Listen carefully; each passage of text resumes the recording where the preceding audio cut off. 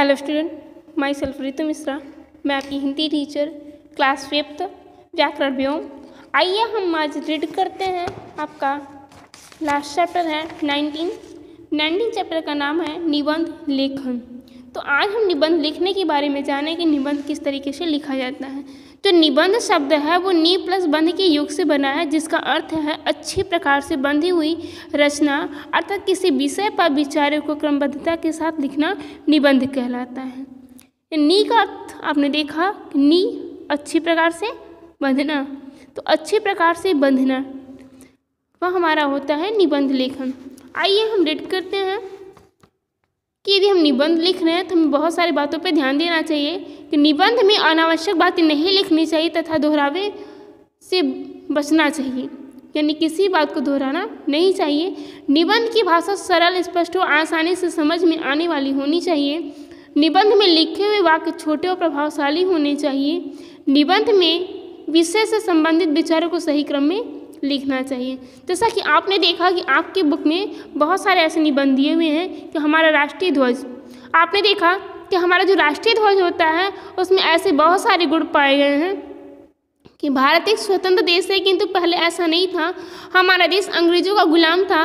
इस गुलामी का कारण था हमारी आपसी फूट, किंतु समय बदला, भारतवासी मिलकर एक हुए, आज़ादी का बिगुल बजाया।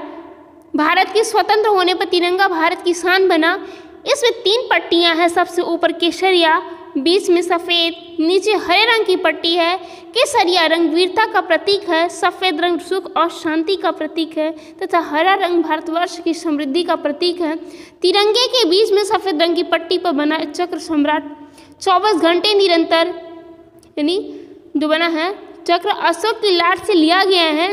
इस चक्र में 24 तीलियां हैं। यह हमारी प्रगति का प्रतीक है और हमें 24 घंटे निरंतर परिश्रम करते रहने की प्रेरणा देता है। जैसा कि आपने देखा कि हमारे जो राष्ट्रीय ध्वज होते हैं वो कितने